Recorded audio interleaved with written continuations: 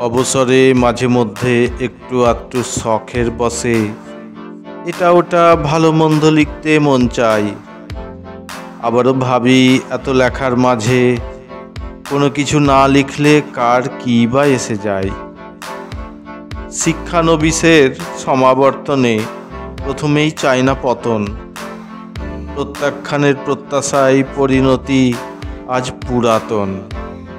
ধানে চালের সঠিক হিসাব সবার জানা, তবু যতনে আজও মন খোঁজে অমূল্য রতন। অনেক মনের অনেক ভাবধারা, ভালো লাগা ভালো না লাগা একান্ত ব্যক্তিগত ব্যাপার। পরিস্থিতির প্রেক্ষাপটে খারাপ ভালো মতামত প্রকাশের অধিকার অবশ্যই আছে সবার। নানা সময়ে নানা ধরনের নানা অবস্থান অবশ্যম্ভাবী। অবশ্যই আছে অবস্থার পরিবর্তন। প্রতি পরিস্থিতিতেই ভালো আছি, ভালো থেকো। চাই শুধু একটু আন্তরিক মূল্যায়ন।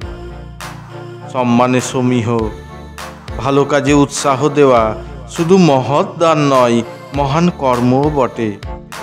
প্রিয়জন খুবই প্রয়োজন, তাই তো ভালোবাসার তরে ভালো মানুষের কাছে সবাই ছোটে। আড্ডার সঙ্গী আমি, সঙ্গে থেকেও সঙ্গ দেব না হীনমন্যতায়। ভালো নয় এই ধরনের মানসিকতা। অতি স্বার্থপর, লোভী, ধান্দাবাজ শ্রেণী আমরা। বিবর্ণ বিবরণ, ধিক আমাদের বিলাসিতা।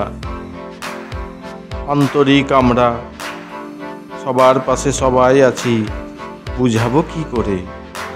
বাতাস বইছে বিপরীতে, তাই বিষণ্ণতা।